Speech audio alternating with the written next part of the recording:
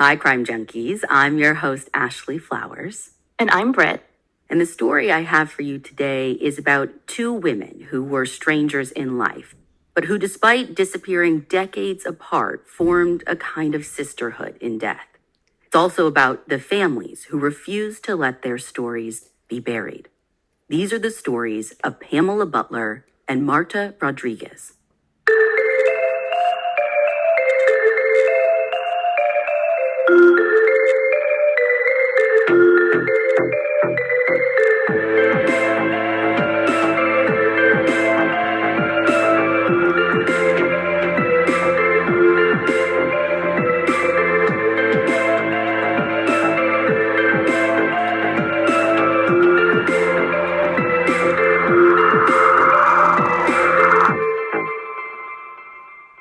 Before we dive into another thrilling episode, we kindly ask to hit that like button to show your love for the content. Share this episode with friends, family, and fellow crime junkies to help us grow our community. And don't forget to subscribe to never miss a bone-chilling story. Your support fuels our passion for uncovering mysteries. Thank you for being amazing crime junkies, and let's embark on this exciting journey together. It's late Saturday afternoon in Washington, D.C., and Thelma Butler is waiting for her daughter Pamela, who everyone calls Pam. She's supposed to pick her up for a dinner date. Pam and her new boyfriend, Jose, are supposed to be taking Thelma to this D.C. staple called Ben's Chili Bowl for an early bird special. But as the clock hits 3 and then ticks past, there's no sign of them. Thelma waits patiently at first, then maybe a little less so, but still, no Pam, no Jose. And as the early darkness of winter starts to creep in, Thelma's confusion gives way to concern. Pam wouldn't leave her hanging like this, especially not today, on Valentine's Day. In fact, when Thelma realized their plans were on Valentine's Day, she even double-checked with Pam to make sure she wouldn't rather spend it alone with Jose. But Thelma's a widow, and Pam told her mom that she wanted to take her out on Valentine's Day. I mean, that's the kind of daughter she is. And if some last-minute issue popped up, she would have called. Thelma is certain of that. So she picks up her phone, dials Pam's home number, but no answer. She dials her cell, again, no answer. And with every ring, her anxiety is growing. So Thelma calls her son, Derek, Pam's brother, hoping maybe he's spoken to her. Now, when he picks up, he says that he hasn't heard from her either, but he thinks his mom is probably overreacting. Sure, Pam's usually punctual and conscientious. She's your classic type A personality, but this is her first Valentine's Day with Jose. They've only been dating since September, and that early kind of romance can make anyone a little distracted, a little selfish even. Besides, what's Thelma gonna do? File a police report on her 47-year-old daughter for missing a dinner date? And what year is this happening in? 2009. Oh, yeah, I can hear that call now. Hello, officer. I'd like to report a crime. My fully grown-up, independent, 47-year-old adult daughter stood me up for dinner. Good luck getting the police on that case. Yeah, that's what she's thinking. So Thelma tries not to worry. If Derek is not concerned, maybe she shouldn't be either. She'll try again tomorrow. But when she still can't get a hold of Pam the next day after church, that nagging feeling is back. Now, Derek's still sure she's fine, but sometimes a mom just knows. Does Thelma try to get a hold of Jose, see if he knows anything? I don't know that she has Jose's number. I know they've been introduced. Pam brought him to the family's Thanksgiving dinner, maybe a few other holiday gatherings, but it seems like she doesn't know him all that well. Which I think an armchair detective can overanalyze, but literally I consider myself a well-seasoned crime junkie, and a few months ago I was losing it because I couldn't get a hold of my sister, and I realized that the guy that she had been dating for months at that point, I had zero way to get a hold of him. No number, no social media. I was convinced he killed her. Spoiler alert, he didn't. And now I have all of his info, but the point being, it's actually not that weird to me. Though, safety note to all, even if a relationship is new, get the info. Promise not to be a weirdo and text and call their new beau, but new crime junkie rule. Get the info. Anyway, when Tuesday rolls around and there's still no word from Pam, Thelma decides she's waited long enough. According to an episode of Dateline that aired in 2022, she asks her 19-year-old grandson, Brandon, to go to his Aunt Pam's house with her to see if she's there, see if anything's up. And she wants Brandon there for a couple of reasons. One, if she's being honest with herself, she's scared of what she's going to find. But two, Brandon actually lived with his Aunt Pam recently, so he's still got a key to the house and the alarm code. Are they actually expecting Pam to be home, though? I'd assume Pam probably has a job and would be at work on a Tuesday. Well, good question. I mean, it is a normal work week. She should be at work, but yesterday was President's Day, and she had planned to take off that Tuesday to give herself like a long weekend. So they're thinking... Oh, so this week at least, she should be home. Right. But if she's home, why isn't she answering her phone or calling her mom back? When Thelma and Brandon get there, they immediately start noticing red flags. Like there's mail piled up on the front porch. And even though the front door is locked, when Brandon unlocks it, they realize the alarm's not set. But there's no sign of Pam, and she wouldn't leave the house unarmed. Looking around the first floor, Thelma sees the shades on the dining room window are raised from the bottom. And I'm sure you're asking, like, so what? But apparently these shades can be lowered from the top or the bottom. I didn't know such a thing existed. You learn new things every day. But apparently, Pam only lowers them from the top. She doesn't want her neighbors peeking in. But she could have just been rushing around that morning, skipped some things in her normal routine. Yeah, maybe that morning. But then if everything's fine, why has she been MIA before this? True. So as they keep going through the house, they look closer at the dining room window, the same one with the wonky shade, and they realize that window is unlocked. Pam would never leave her house unarmed, but leaving a window unlocked on the first floor of the house, like completely out of the question. Yeah. So that's red flag, 4 or 5? And Britt, it just keeps getting worse the further they go into the house. I mean, the house is kind of a mess. In Pam's office, papers are even strewn all over, which for Pam, who Thelma lovingly calls a clean freak to the Washington Post, is even more cause for concern. And something else that stands out to them is this note that they find in her office. It's from Jose in what they assume to be his handwriting, and it says that he's stopped by. It's not dated or anything, so who knows how recent it is. I mean, what are the odds it's from any other time, though? It sounds like Jose hasn't seen her either. Exactly. So they keep making their way through the house. When they get upstairs, they see something that would give any crime junkie full-body chills. Pam's bed is stripped down to the mattress. The pillows and comforter are piled on the bedroom sofa, not folded or stacked, just piled. But it's what's not in that pile that stands out even more. The sheets. Thelma and Brandon scour the house, top to bottom. Those sheets aren't anywhere. And they're sure the sheets aren't just being washed, like still in the dryer or something? No, they are sure. And apparently, Pam's not the kind of person who would even leave her bed stripped. She'd either put on clean sheets while she was washing the dirty ones, or she'd put the dirty ones back on as soon as they were clean. And again, they're not like being clean. They check the washer. What she wouldn't do is wash the dirty sheets and then put them away in the linen closet, like with the bed unmade. Okay, not a good feeling with the bed sheets missing, but what about like the usual things we're looking for? Her keys, her car, purse, belongings, stuff like that. Well, according to reporting in the Washington Post by Paul Duggan, her keys are gone. Same with her cell phone. But both of her cars are in the driveway and garage.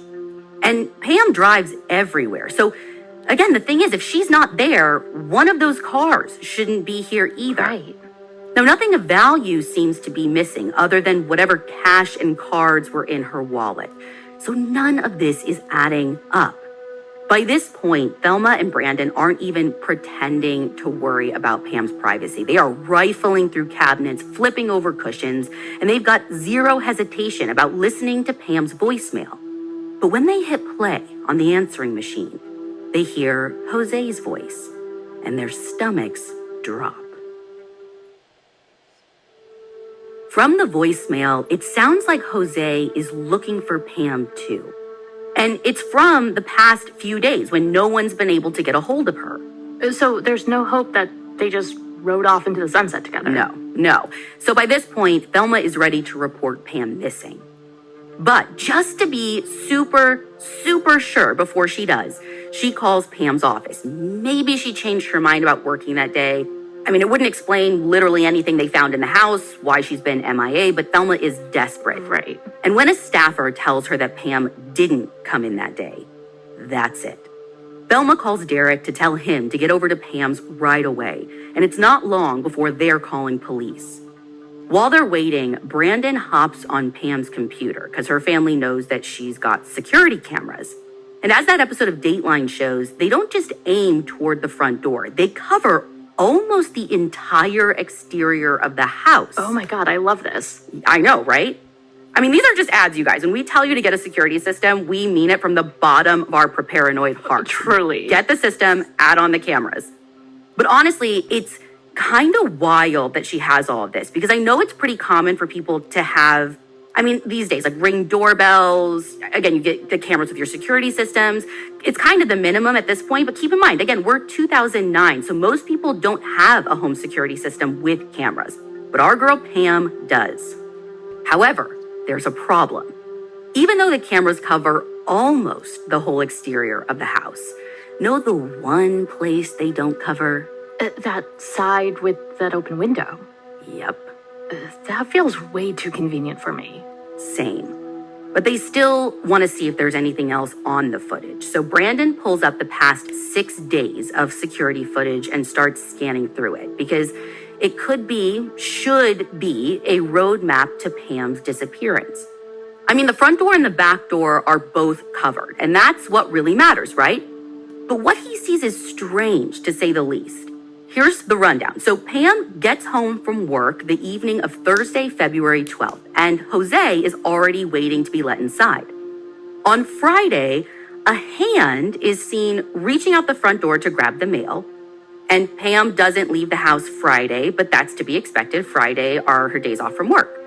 But Jose does leave Friday morning and then comes back that night carrying gifts. Valentine's Day gifts, I assume. And from there on out, up until Tuesday, when Pam's family and investigators start arriving, the only person seen coming and going from the house is Jose.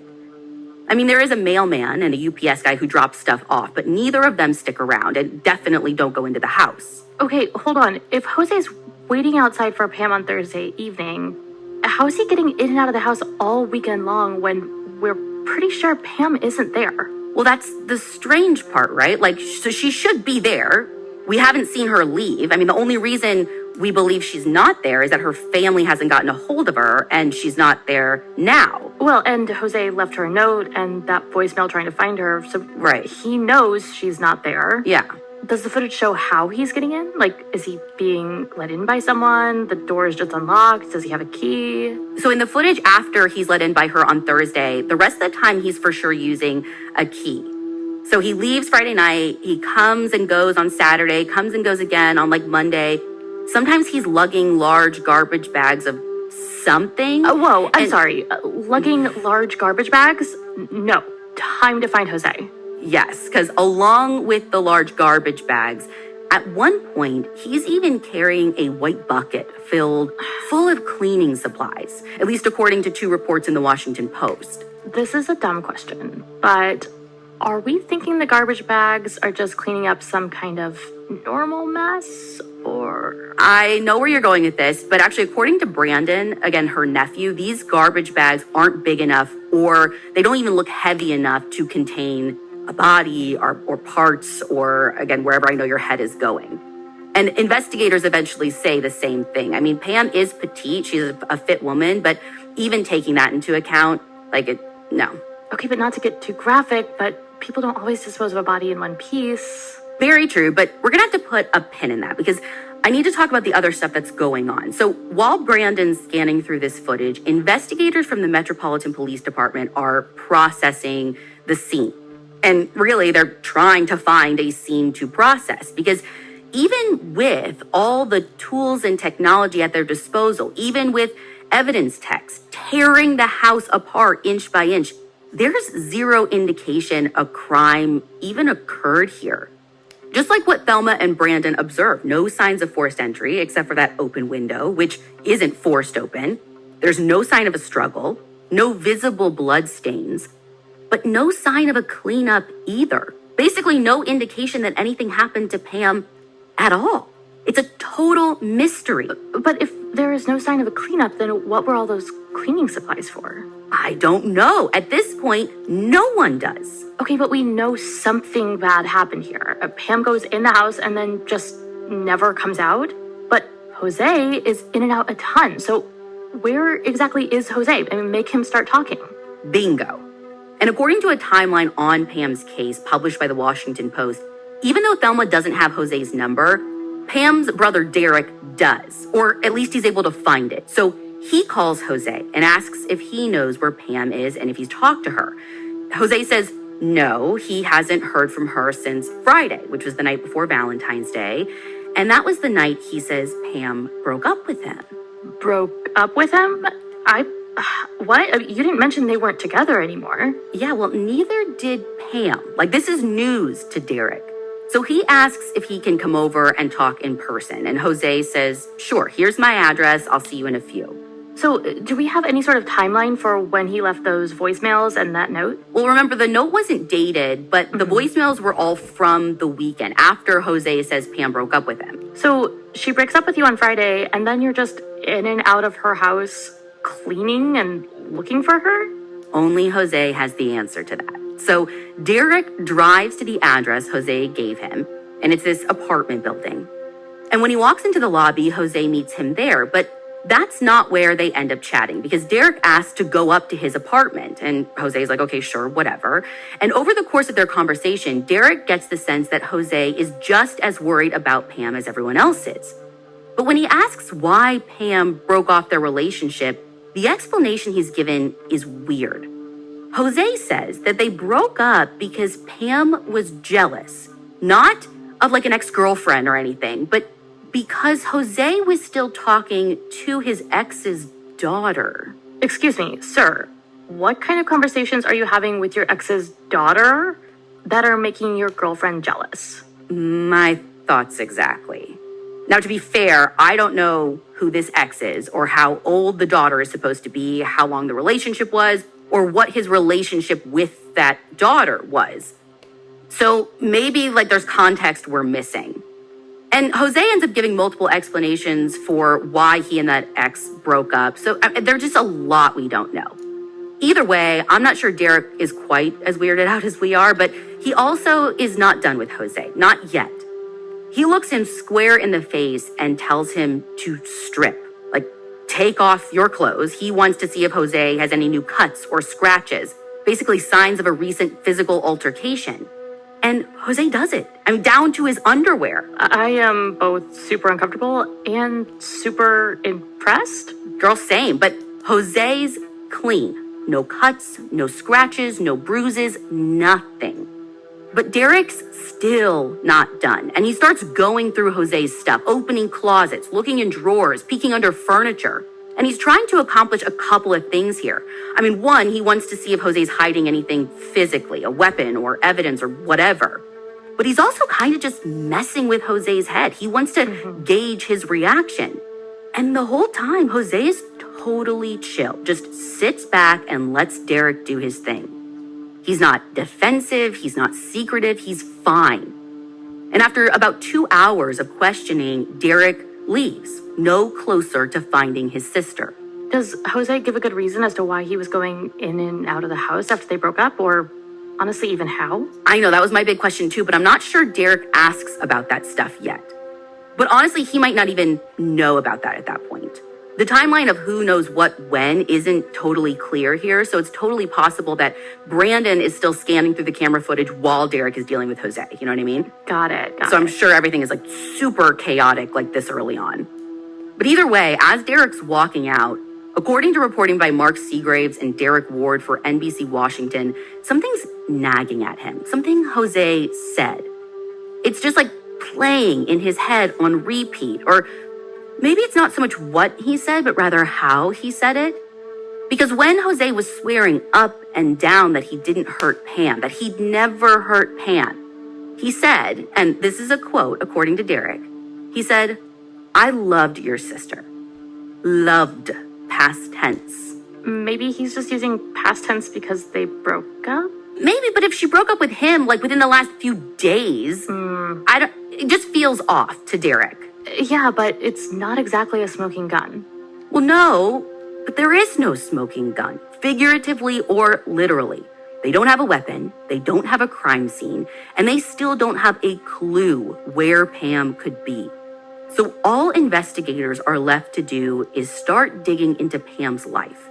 And as they do, they learn that Jose isn't the only one who may have had an issue with her. Remember how I said that her nephew Brandon lived with Pam for a while and then he moved out recently? Mm-hmm. Well, when he's talking to investigators, they learn that Pam had actually asked him to leave. Oh. Apparently, she was frustrated about money and didn't think that Brandon was carrying his weight. And Brandon's not the only family member Pam's had money issues with. Investigators learn that Pam and her brother Derek own at least one property together, possibly more. It's this rental property, I think. And one of the family members tells them that Pam wasn't happy about how Derek was managing it and she wanted out, which might not be a huge red flag on its own. But when they look at who's a named beneficiary in her will, there is one name that sticks out. Oh my God, it's Derek. Derek. And so things get kind of tense between Derek and the investigators. They interview him numerous times because according to that Dateline episode, they say that he's the only one with anything to gain from Pam's disappearance. And they use that in their interviews. They tell him it's not looking good for him and it gets under his skin. Okay, but obvious fact, Derek's not on that security footage, and neither is Brandon, right? It's No. Jose. Jose is carrying garbage bags of God knows what, while Pam is nowhere to be seen. I get money being a motive. It's a strong motive even, especially in 2009 when, hi, recession, everyone's watching their investments and life savings and property values go up in smoke, but I'm gonna be honest, I'm still betting on Jose. Yeah, and if you feel like that now, just wait. Investigators may pull some good cop, bad cop stuff with Derek, especially when he becomes kind of a thorn in their side trying to ramp up the public pressure on Pam's case. But their focus is more on Jose than anyone else from the get-go. But when investigators ask him about those garbage bags, Jose's got an explanation for them. He said he was practically living with Pam before they broke up. He had a lot of stuff to get out of her house, which could make sense, but I'm not sure he has an explanation when a cadaver dog hits on the back passenger seat and trunk of his car within the first 2 weeks of the investigation. Ashley, way to bury the lead there. And it gets worse than that, because cadaver dogs also hit on multiple locations in and around Pam's home. The washer and dryer, a blanket in the garage, Pam's Jaguar. Wait. Why are they having cadaver dogs come out in the first place? Did they find something that makes them think Pam's deceased? They don't, but by day 2, looking at everything they know about Pam, everything her family's telling them, the surveillance footage, they're already working the case as a homicide. So their next step is to search Jose's apartment and seize some items for testing, like clothes and electronics, stuff like that. But it doesn't seem like investigators do much with this. I can't find any information about any testing or results. And they also bring Jose in for multiple interviews and have him come to take a polygraph. But he eventually stops cooperating, starting just before that polygraph is supposed to begin. And he voluntarily comes to the station. He got completely wired up and then rips all of the wires off and storms out screaming obscenities. Could he look more suspicious? I know. After that, he goes to the media saying that he's sick of investigators trying to get him to confess to something he didn't do, and he wants everyone to know it. And he says he knows what they meaning investigators and Pam's family, think he did. According to an interview Jose gives to Paul Duggan with the Washington Post, they think he's some kind of Houdini, making bodies disappear. They believe he killed Pam and wrapped her body up in those bed sheets, probably shoved her in a trash bag as best he could, hoisted her out that dining room window on the only side of the house that doesn't have security camera coverage, snuck back in the house and left through the front door to make sure the cameras caught him leaving, and then drove off with her body in his trunk. But Jose, he would never do those things, he says. Thanks for that very specific hypothetical play-by-play, dude. Yeah, I know, right?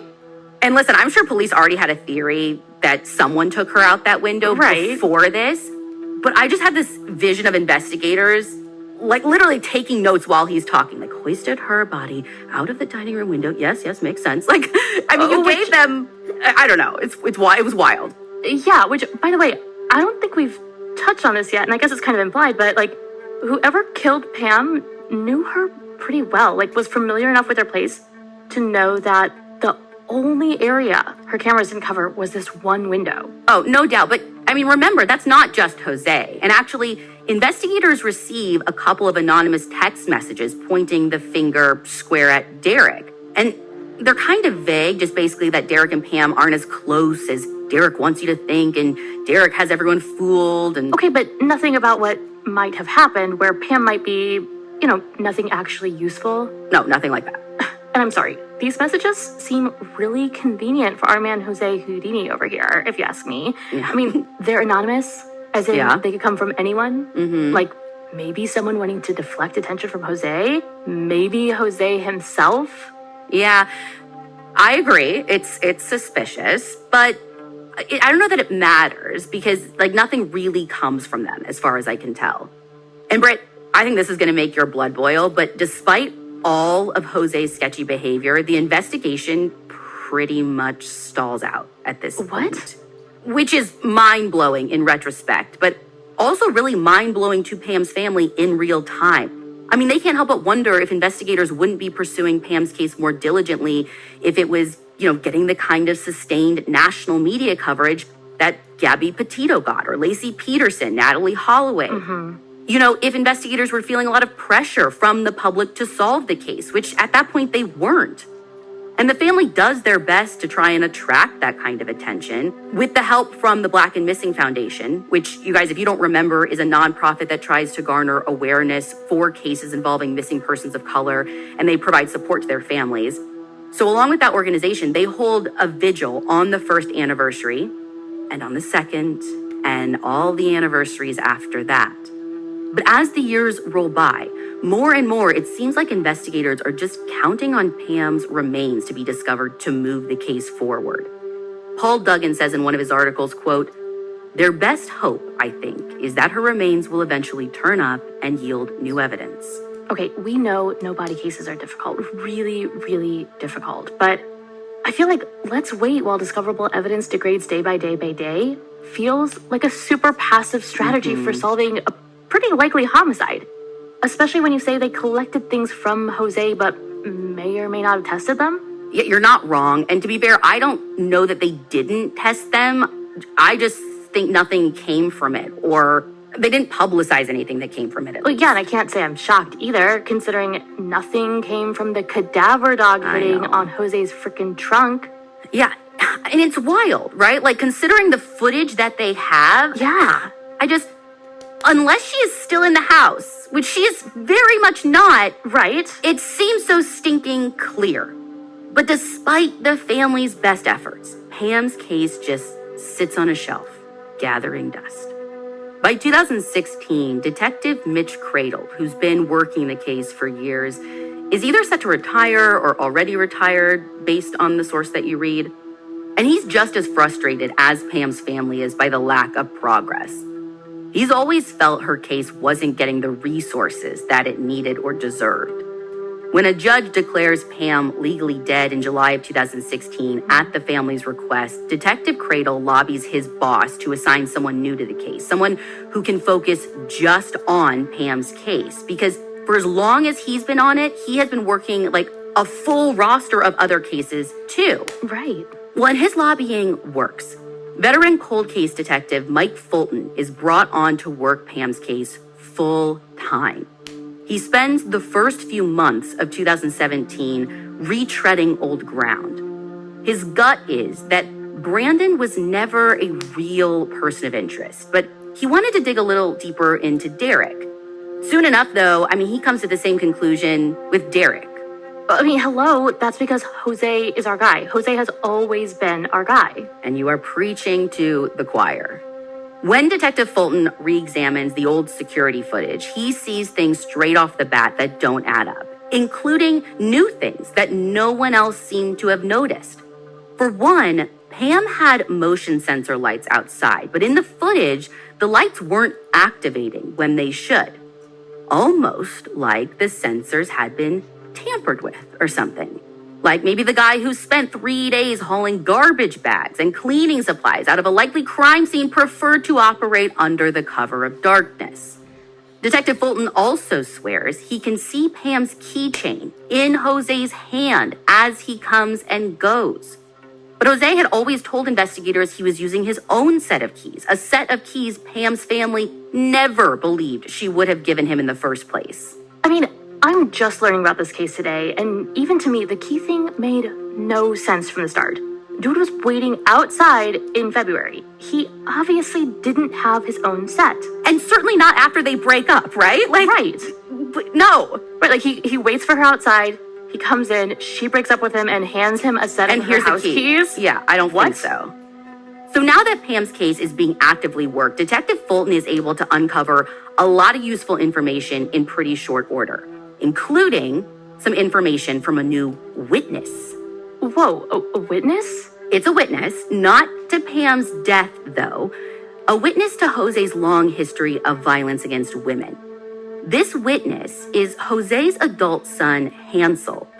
Jose had Hansel with his first wife, Marta. And Marta also disappeared under mysterious circumstances in 1989, 2 whole decades before Pam. And what Hansel tells investigators about his dad is enough to unravel a lifetime of violence and abuse. Detective Fulton learns that Jose met Marta in Puerto Rico during his military service. They had a son together named Hansel and settled in Arlington, Virginia. But when Jose was redeployed, this time to Central America, he met and married another woman named Guadalupe in Panama. Now, he brought Guadalupe back to the U.S., settling her somewhere in the D.C. area as well. Guadalupe knew nothing of Marta or Hansel, and for a while, Marta didn't know anything of Guadalupe or the son she had with Jose either. So this dude had 2 separate families at the same time in the same metro area? Yeah, bold, right? Yeah.